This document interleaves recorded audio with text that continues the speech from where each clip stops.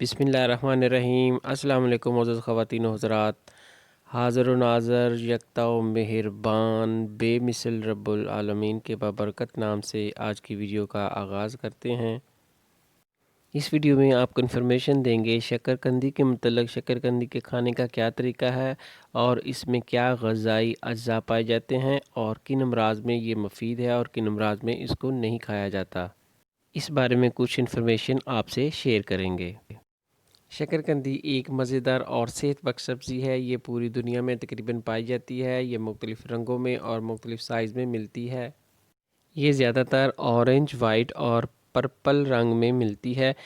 اس میں بے شمار غذائی اجزاء موجود ہیں۔ اس میں وٹامن، منرل اور اینٹی آکسیڈنٹس پائے جاتے ہیں۔ اس میں calories, carbohydrate, vitamin A, vitamin C, vitamin B6، fat, fibre, manganese, potassium, pantothenic acid, copper, niacin وغیرہ مناسب مقدار میں موجود ہے۔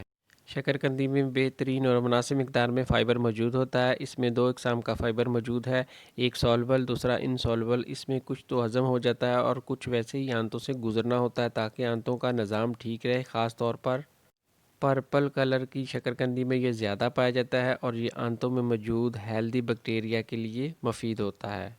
شکرقندی آنکھ کے حوالے سے نہایت بہترین ہے۔ شکرقندی میں ایک بیٹا کیروٹین پایا جاتا ہے اور خاص طور پر یہ اورنج کلر والی شکرقندی میں موجود ہوتا ہے، اور اس کے علاوہ اس میں ایک اینٹی آکسیڈنٹ پایا جاتا ہے جسے اینتھوسیانن کہتے ہیں۔ یہ آپ کی آنکھوں کے لیے بہترین ہے۔ یہ نظر کی کمزوری سے بچاتی ہے اور آنکھوں کے پٹھوں کو غذائیت پہنچانے میں مدد کرتی ہے۔ شکرقندی آپ کے امیون سسٹم کو بھی بوسٹ کرتی ہے چونکہ اس میں زیادہ مقدار میں بیٹا کیروٹین پایا جاتا ہے جو وٹامن اے میں تبدیل ہو جاتا ہے تاکہ امیون سسٹم مضبوط رہے۔ شکرقندی کے حوالے سے ایک بات نوٹ کر لیں کہ جن کے معدے کمزور ہیں وہ اسے کم کھائیں کیونکہ اس کے کھانے سے بعض لوگوں کو گیس ہو جاتی ہے اور یہ جلد ہضم نہیں ہوتی، یہ تھوڑی ثقیل ہوتی ہے۔ تو اس کے کھانے کا بہترین طریقہ تو یہی ہے کہ اس کو آپ اس کے چھوٹے چھوٹے پیس بنا لیں اور اس کے اوپر لیموں نچوڑ لیں اور تھوڑا سا کالا نمک لگا لیں۔ اس طرح اگر آپ کھائیں گے تو یہ پھر جلد ہضم ہو جائے گی اور کمزور معدے والے بھی اس کو ہضم کر پائیں گے۔ شکرقندی کے حوالے سے ایک بات نوٹ کر لیں کہ اس میں کافی مقدار میں لیکٹوز پایا جاتا ہے، لہذا شوگر کے مریض اس کو زیادہ نہ کھائیں کیونکہ یہ شوگر میں اضافہ کرتی ہے۔ اس کے علاوہ جن کے خون میں یورک ایسڈ کا لیول نارمل سے زیادہ ہے اور جن کے خون میں ٹرائیگلیسرائڈ زیادہ بڑھ چکے ہیں، جن کا خون گاڑھا ہو چکا ہے، وہ شکرقندی کو کم سے کم استعمال کریں کیونکہ یہ خون میں صداع بڑھا دیتی، یعنی ٹرائیگلیسرائڈ بڑھا کے خون کو گاڑھا مزید کر دیتی ہے۔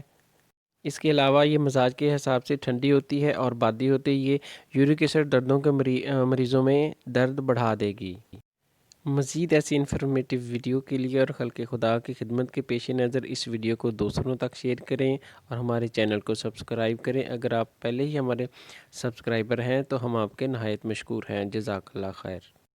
انشاءاللہ ملتے ہیں نیکسٹ ویڈیو میں۔ دعاؤں میں یاد رکھیے گا۔ السلام علیکم ورحمۃ اللہ وبرکاتہ۔